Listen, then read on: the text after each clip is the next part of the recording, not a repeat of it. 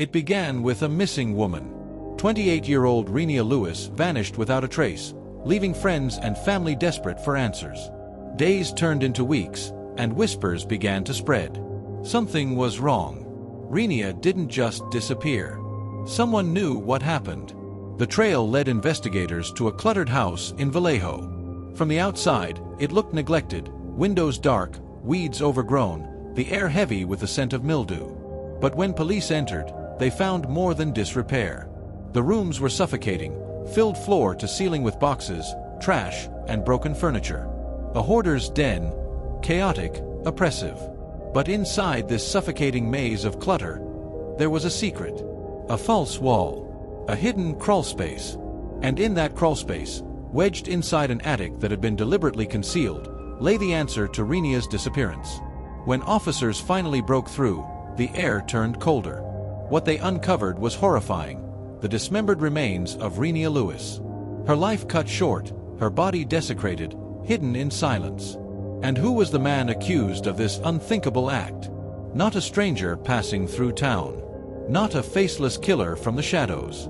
But a 41-year-old local man named Douglas Irwin Shaw, a Six Flags employee, someone who blended into daily life while hiding a darkness few could imagine. He had worked among children, sold tickets to families, laughed with co-workers, all while harboring the secret of murder. This is the story of how a young woman's disappearance revealed a hidden world of horror inside an ordinary Vallejo home. A story of trust betrayed, of evil in plain sight, and of a community left asking, how could this happen here? Before she became a headline, before her name was tied forever to a crime scene in Vallejo, Renia Lewis was a daughter, a sister, and a friend. She was 28 years old, young, vibrant, full of life. Friends describe her as warm-hearted, someone who could walk into a room and immediately make others feel at ease. She loved music, she loved to laugh, and she had that rare gift of listening, truly listening, when others spoke. Renia had dreams, like so many young women her age. She wanted stability, independence, and maybe someday, a family of her own. She had been working hard, balancing jobs, making plans for the future. In her quiet moments, she talked about travel, about seeing more of the world beyond Vallejo, beyond California. To her mother, she was still that little girl who asked endless questions, who stayed up late watching movies, who doodled in notebooks when she was supposed to be doing homework.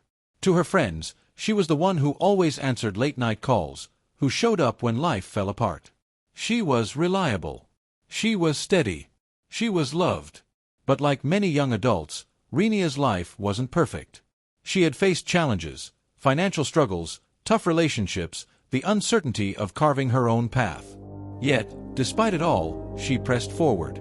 She wasn't the kind of person to quit, even when things got hard. That resilience, that spirit, was what everyone admired most about her. And then, she vanished. The last time loved ones saw her, she seemed fine.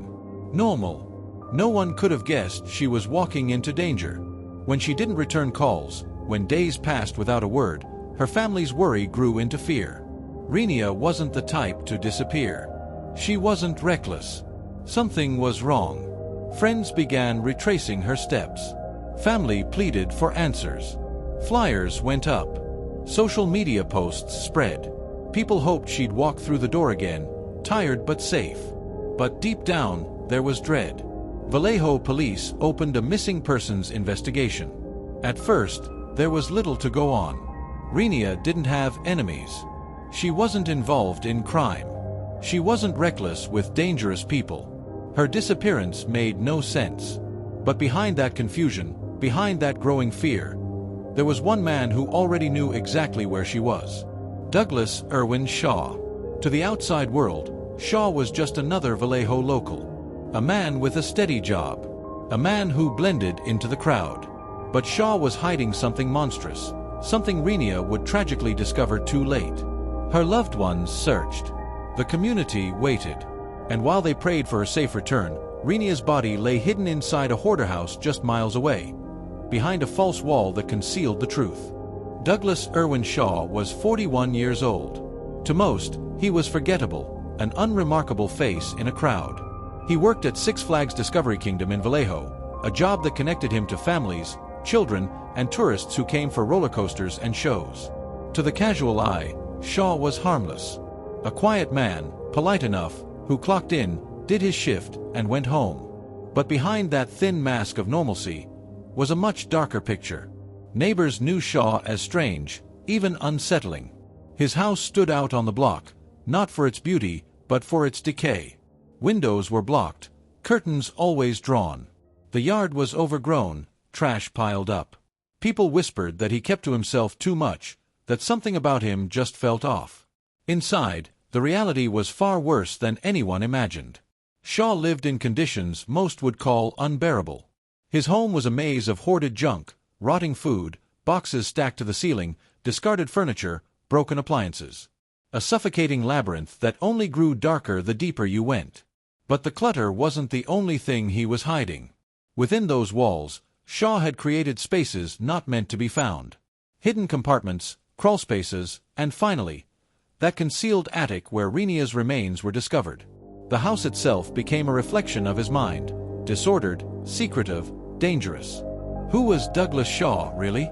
Investigators began piecing together a disturbing portrait. Shaw was isolated. He had few friends, few connections. His co-workers described him as strange but not threatening, quiet, awkward, sometimes too eager to hover around others, especially women. He was the kind of man who slipped through the cracks of attention, easy to ignore. Yet, when police began questioning him, the mask quickly fell away. The politeness faded. Beneath it was a man capable of extreme violence, violence that Renia Lewis had tragically suffered. His motive? That part is harder to explain. Authorities suggest obsession, control, perhaps rage boiling under the surface for years. But what became clear was this: Douglas Shaw had built a world of secrets inside his own home, and Renia Lewis became trapped inside it. As the investigation unfolded, one question echoed through Vallejo. How could someone like Douglas Shaw, someone who seemed so ordinary, harbor such evil? And while that question haunted the community, detectives were already peeling back the layers of Shaw's hoarder house, walking deeper into the place where truth and terror finally collided. When detectives first entered Douglas Shaw's home, they expected clutter. Neighbors had long whispered that his house was strange, neglected, maybe even abandoned. But what they found inside went far beyond neglect.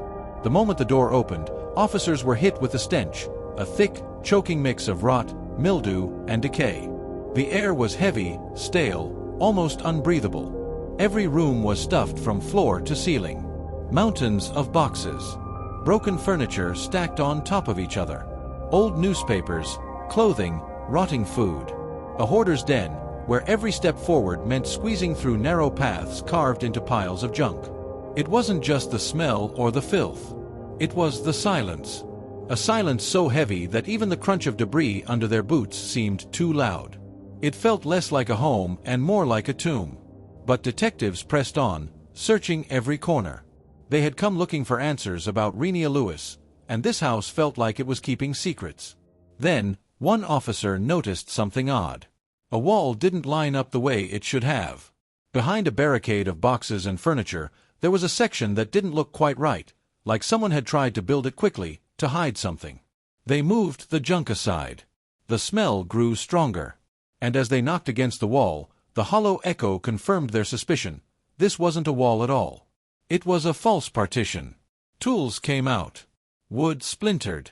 And behind the fake wall, they found an opening, leading upward, into a cramped attic crawlspace. Flashlights swept across the darkness. Dust swirled in the beams. And then, they saw it. The remains of 28-year-old Renia Lewis. She had been dismembered, her body carefully hidden as though Shaw believed no one would ever look here. It was grotesque, chilling. Even seasoned detectives had to step back, shaken by the cruelty of what they had uncovered. For weeks, Renia's loved ones had prayed she might come home alive. Now, their worst fears were confirmed. She had been in this house all along, concealed in an attic, behind a false wall, buried in the chaos of Shaw's hoarded world. Vallejo officers knew, in that moment, they weren't just looking at a crime scene. They were standing inside a house of horrors.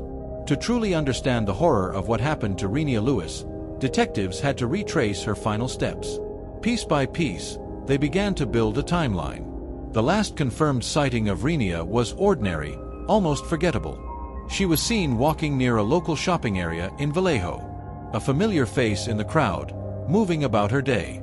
Friends later recalled brief text messages, nothing alarming, just routine conversation. There were no warning signs, no cries for help. She was alive, normal, and then, she was gone. Investigators believe it was sometime that evening when Renia crossed paths with Douglas Irwin Shaw. How they connected remains partly a mystery. Some suggest Shaw lured her under the guise of help, maybe offering her a ride, maybe pretending to be someone she could trust. Others believe she knew him casually, enough not to sense danger. What's certain is this: once she stepped inside his house, she was stepping into a trap. The condition of Shaw's home made it clear this was not a safe place. It was suffocating, chaotic, built like a maze designed to confuse and conceal. Police believe Shaw used this environment to his advantage, cutting off Renia's chance of escape almost immediately. What happened next can only be reconstructed through evidence and Shaw's chilling confession. There was a struggle, signs of resistance, proof that Renia fought for her life. But Shaw overpowered her. In the chaos of that filthy hoarder house, her final moments were filled with terror. The brutality didn't stop with her murder. Shaw went further. He dismembered her body, carefully concealing her remains in the hidden attic behind the false wall. Every act seemed deliberate, as though he believed he could erase her existence. Out of sight, out of mind. But despite his efforts to hide the crime, Shaw left behind a trail. Phone records, movements, inconsistencies in his story, they all pointed back to him.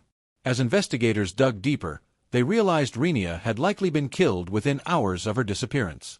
While her family was still holding out hope, while her friends were sharing her photo online, she was already gone. For weeks, her body lay hidden, while Shaw carried on his routine. He went to work at Six Flags. He smiled at customers. He lived his days as though nothing had happened, while the evidence of his crime sat just above his head, sealed away in that attic. And so the timeline ended where the nightmare began, inside Shaw's house. What had started as an ordinary day for Renia had spiraled into the unimaginable. A young woman's life stolen in the most brutal way, hidden in a place meant never to be found. But Douglas Shaw's secret wouldn't last. Detectives were closing in, and the walls of his deception were about to collapse. Detectives wasted no time. They built their case carefully, documenting the false wall, the concealed attic, the filth and disorder that mirrored Shaw's fractured mind. Forensics confirmed what they feared: the remains were Renia's. And the location, the conditions, the very act of concealment tied everything back to Shaw. When officers confronted him, Shaw tried at first to play the part of the confused, cooperative citizen. He shrugged, avoided direct answers, and acted as though he had no idea how a woman's body could possibly end up in his home. But detectives had heard it all before. His behavior was rehearsed, hollow. Under pressure, cracks began to show. His story shifted, details slipped. One moment, he claimed Renia had never been inside his home. The next, he suggested maybe she had come by briefly. Then, silence. A long, suffocating silence that told detectives more than words ever could. Hours into questioning, Shaw finally spoke the words investigators had been waiting for. He confessed. The admission was chilling in its coldness. Shaw described how he had lured Renia, how he had taken control, how he had disposed of her body as though she were nothing more than an object to be hidden. There was no remorse in his tone, no flicker of humanity, only detachment, as if he were describing something routine. Detectives, hardened by years of violence and tragedy, later admitted that Shaw's confession was one of the most unsettling they had ever heard. It wasn't just what he said, it was the calmness, the absence of guilt. With his confession secured and the evidence overwhelming, Douglas Irwin Shaw was formally arrested. The community of Vallejo, stunned by the discovery, watched as a man they thought of as quiet, forgettable, even harmless, was led away in handcuffs. For Renia's family, the confession was both devastating and relieving. They finally had answers, but those answers confirmed their worst nightmares. She hadn't simply disappeared. She hadn't run away. She had been murdered in the most brutal way imaginable, by a man who had been hiding in plain sight. And now, with Shaw behind bars, the question shifted: what would justice look like for Renia Lewis? News of Renia Lewis's death spread through Vallejo like wildfire. A young woman, bright, hopeful, with her whole life ahead of her, had been stolen in the most horrifying way. For her family, the discovery was soul-crushing. They had clung to hope, praying she might still be alive somewhere. Instead, they were met with the reality no family should ever face. Their daughter, their sister, their friend was gone. Renia's mother described her as the kind of person who could light up a room with just a smile. Friends remembered her laughter, her kindness, the way she always listened when someone needed to talk. Losing her wasn't just a tragedy, it was a wound that cut through the entire community. Candlelight vigils began to appear. Flowers, photographs, handwritten notes filled with grief and love were placed outside her family's home and near the street where she was last seen. Strangers who had never met Renia came forward to mourn, shaken that such darkness had been hiding just a few blocks away. And then came the anger. How could this happen? How could someone like Douglas Irwin Shaw, a man who worked at an amusement park, a place meant for joy and laughter, commit something so monstrous? Parents who had once taken their children to Six Flags suddenly looked over their shoulders, wondering who else among them might be hiding secrets. For law enforcement, Shaw's arrest was just the beginning. Prosecutors prepared to charge him with murder and dismemberment, a case they promised would bring the full weight of justice against him. They vowed that Renia's voice, silenced so brutally, would be heard in court. Yet, for the people who loved Renia most, justice could never truly be enough. No sentence, no verdict, no prison bars could bring her back. Her life had been cut short, her story ended in cruelty, and the scars would never fade. Vallejo, a city no stranger to hardship, now carried another shadow. For weeks, the community lived with a mixture of grief, fear, and outrage. But amidst the pain, there was also resilience. People came together, holding vigils, raising awareness for missing persons, reminding one another that behind every headline is a human life, a daughter, a friend, a soul who deserved better. And through it all, one question lingered like a haunting echo. What drove Douglas Irwin Shaw to kill?